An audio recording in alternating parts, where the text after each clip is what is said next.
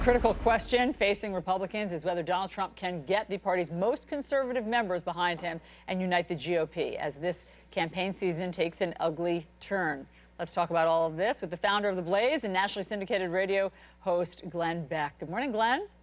Good morning. How are you, Allison? I'm doing well. Always nice to see you. You had obviously supported Ted Cruz. You had campaigned for him on the campaign trail. You had called Donald Trump a pathological, narcissistic sociopath. And I'm wondering where you are today now that he is the GOP's presumptive nominee. I guess unlike some politicians, I say what I mean and mean what I say. So I'm not suddenly in love with Donald Trump, nor a supporter of Donald Trump. So where does that leave you, Glenn? I mean, and other conservatives, where does that leave you? Obviously, well, I don't want to speak for you. There's probably Hillary Clinton and Donald Trump. So what does that mean for you in November? I don't know.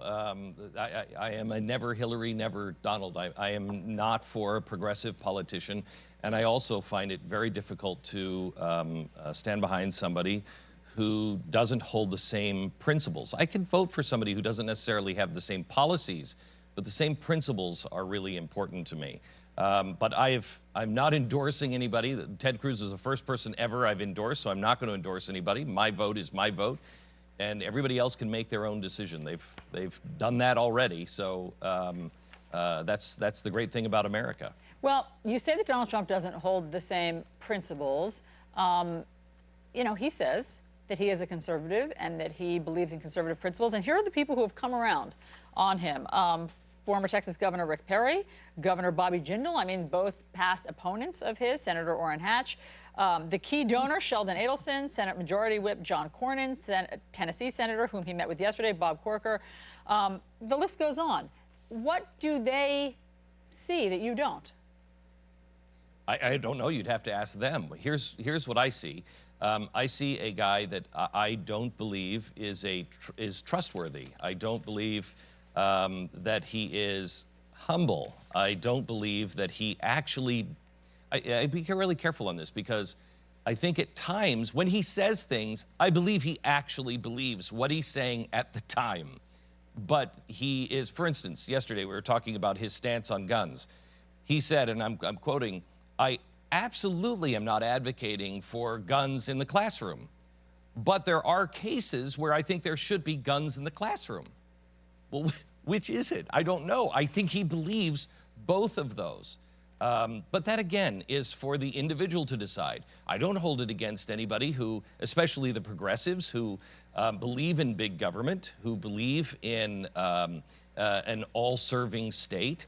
I don't hold it against them for having a different point of view. I also don't hold it against anybody who just wants to win. But have you been surprised? My principles are different. Glenn, have you been surprised by how quickly the Republican Party or even conservative leaders have seemed to sort of coalesce or at least say that they support Donald Trump now? I think if anybody said on any angle from any side that they weren't surprised by everything that they have seen in this election, I think they'd be lying to you.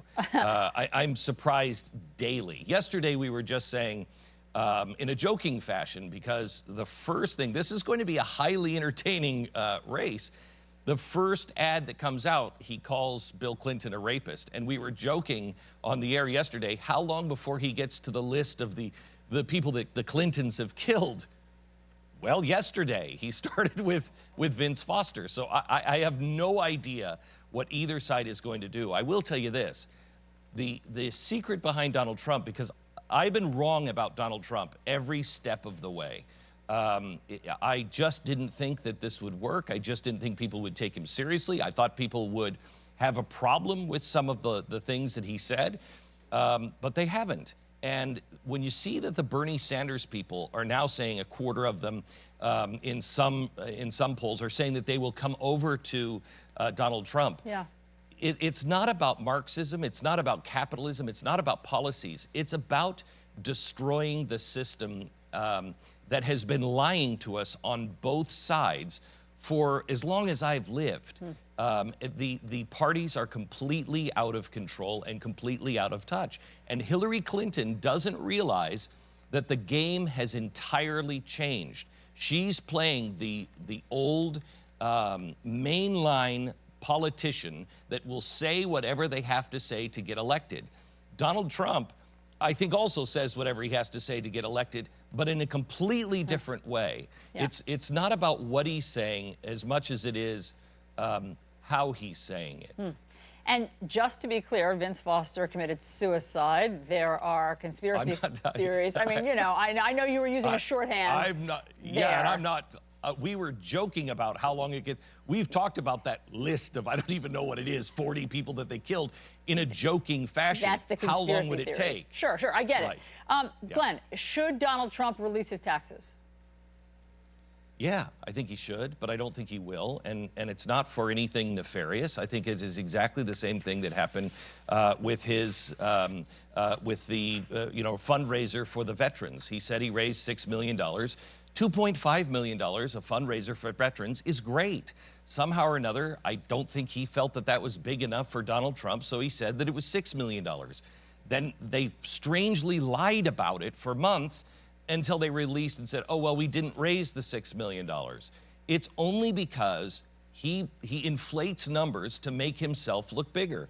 And I think the same thing with taxes. It's not anything nefarious, I don't think, going on in his taxes. It's all about he's not as rich as everybody, that he wants everybody to believe he is. Let's say he doesn't have $10 billion. I don't know, he's still successful with $250 million, but not to him. Glenn Beck, always great to get your perspective. Thanks so much Thank you for very much. being on New Day.